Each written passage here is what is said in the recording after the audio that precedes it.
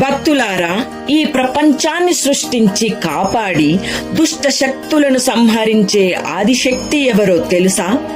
అదే మన దుర్గామాత.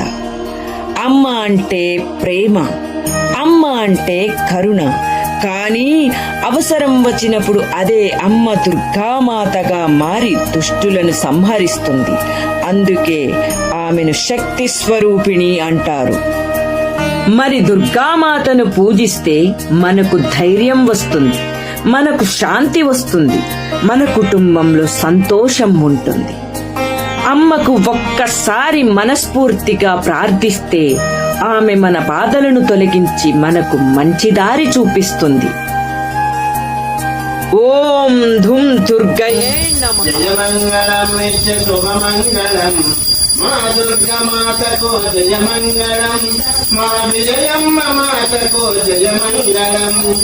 జయమంగళం నిత్య శుభమంగళం మా కనక దుర్గా మాతకు జయమంగళం, కనక దుర్గా మాతకు శుభమంగళం.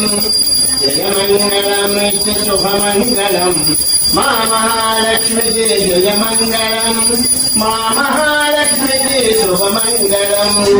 జయమంగళం నిత్య శుభమంగళం, శుభమంగళం నిత్య జయమంగళం. దేవరాజ యజమాన పాపనాంగి పంకజం జానయిత్య సూత్రమేందు శేఖరం కృపాకరం నారదాది యోగి బృంద వందితం దిగంబరం. కాశికాపురాదినాథ కాల భైరవం భజే, కాశికాపురాదినాథ కాల భైరవం భజే, కాశికాపురాదినాథ కాల భైరవం భజే.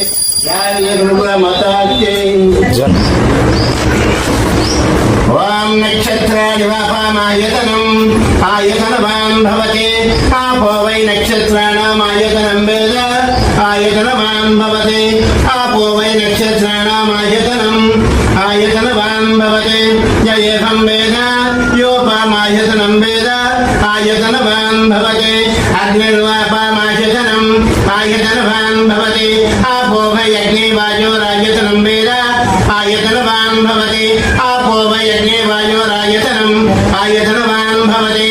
యయేహం వేద యోపామాయతనం వేద ఆయతనవాన్ భవతి, సంవత్సరో వాపామాయతనం ఆయతనవాన్ భవతి, ఆపో వై సంవత్సరస్యాయతనం వేద ఆయతనవాన్ భవతి, ఆపో వై సంవత్సరస్యాయతనం ఆయతనవాన్ భవతి. యయేహం వేద యోపామాయతనం వేద ఆయతనవాన్ భవతి. కాత్యాయనాయ విద్మహే కన్యాకుమారి దేవిః తన్నో దుర్గే ప్రచోదయాత్, తత్పురుషా విద్మహే మహాదేవా ధీమహి తన్నో రుద్ర ప్రచోదయాత్. మహాలక్ష్మీ విద్మహే విష్ణుపత్యై ధీమహి తన్నో లక్ష్మీ ప్రచోదయాత్. నారాయణ విద్మహే వాసుదేవాయ ధీమహి తన్నో విష్ణు ప్రచోదయాత్. అవధూత విద్మహే త్రిపుత్రాయ ధీమహి తన్నో శ్రీ గురుదత్తాత్రేయ ప్రచోదయాత్. ఓంకార కాల విద్మహే కారకధర్మాయ ధీమహి తన్నో కాల భైరవ ప్రచోదయాత్. అష్టభైరవ అనుగ్రహిద్రస్సు టెంపర్ కోటి గురు కనచక్రనామ మహాదేవతార్చన జలజనాభస్సు విజయ కనకదేవత చరణారవిందార్పణమస్తు. జై మాతారి మాతాకి జై.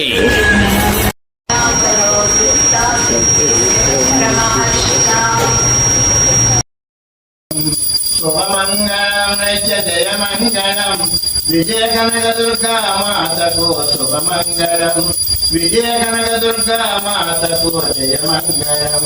జయమంగళం నిత్య శుభమంగళం, శుభమంగళం నిత్య జయమంగళం. జయ దేవి కనక మాతకి జై. గురుదేవ్ మరి ఇంతటి దుర్గామాత ఎలా అవతరించిందో తెలుసుకుందాం రండి. మన పురాణాల్లో చెప్పినట్టు మహిషాసురుడు అనే రాక్షసుడు మన భూలోకంలోనూ దేవలోకంలోనూ కూడా చాలా కీడు చేస్తుండేవాడు. మరి ఇక దేవతలు కూడా అతన్ని జయించలేకపోయారు. మరి ఇక దేవతలు మనుషులు అందరూ కూడా కూర్చొని ప్రార్థించగా అందరి శక్తులు కలిసి ఒక మహాశక్తిగా అవతరించింది. అదే దుర్గాదేవి. అమ్మ తన సింహంపై కూర్చుని చేతులలో ఆయుధాలు ధరించి మహిషాసురుని యుద్ధంలో ఎదుర్కొని చివరికి అతన్ని సంహరించింది. అందుకే ఆమెను మహిషాసురమర్దిని అని పిలుస్తారు. మరి అమ్మను మనం 9 రూపాలలో పూజిస్తాం, నవదుర్గలుగా పిలుచుకుంటాం. ప్రతి ఒక్క రూపము ఒక ప్రత్యేకమైన ఆశీర్వాదాన్ని ఇస్తుంది. ఇక చెడు మీద మంచి గెలిచే శక్తే మహిషాసురుని సంహారం. భక్తులను కాపాడే అమ్మవారు. ధైర్యం, శక్తి, విజయాన్ని ఇచ్చే దేవే దుర్గాదేవి. మరి ఇక భక్తులు అమ్మవారిని ఎందుకు కొలుస్తారో తెలుసా? కష్టాలు తొలగించుకోవటానికి, ధైర్యం, విజయానికి, కుటుంబ శాంతి కోసం దుర్గామాతను కొలుస్తారు.